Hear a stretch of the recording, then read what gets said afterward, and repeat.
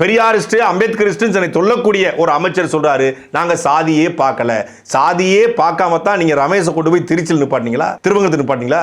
சாதியே பார்க்காம தான் மயிலாப்பூர்ல வெங்கட்ரமன் நிப்பாட்டிங்களா? சாதியே பார்க்காம தான் இங்க தெலுங்கர்கள் அதிகமா இருக்குன்னு சொல்லி சோழிங்கநல்லூர்ல வந்து ஈசியா சரவணன் நிப்பாட்டிங்களா?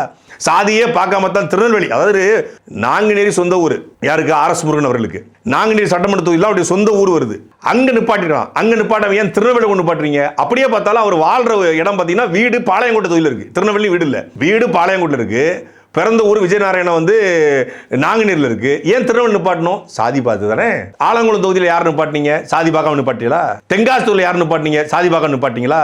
இந்த பக்கம் கோயில்பட்டியில் யார் நிப்பாட்டினீங்க? சாதி பார்க்காம நிப்பாட்டிங்களா? சாத்தூர்ல, திருவாடனையில, திருப்பத்தூர்ல, காரைக்குடியில, சிவகங்கையில எங்க சாதி பார்க்க நிப்பாட்டீங்க? 234 தொகுதியிலும் பெரும்பான்மை சமூகங்கள் எது என்று முழுமையாக பட்டியலெடுத்து ஜான் ஆரோக்கியசாமி கொடுத்த லிஸ்ட் அடிப்படையில் தமிழக வெற்றி கழகம் வேட்பாளர் நிப்பாட்டிச்சு. சாதி பார்க்காம ஓட்டு விழுந்துச்சு, மதம் பார்க்காம ஓட்டு விழுந்துச்சு, விசிலுக்கு தான் விழுந்துச்சு, விஜய்க்கு தான் விழுந்துச்சு அப்படி நீங்க சொல்லலாம், அதில் மாற்றுக்கிறது இல்லை. ஆனா சாதி பார்க்காம நிப்பாட்டுறோம்னு சொல்லாதீங்க.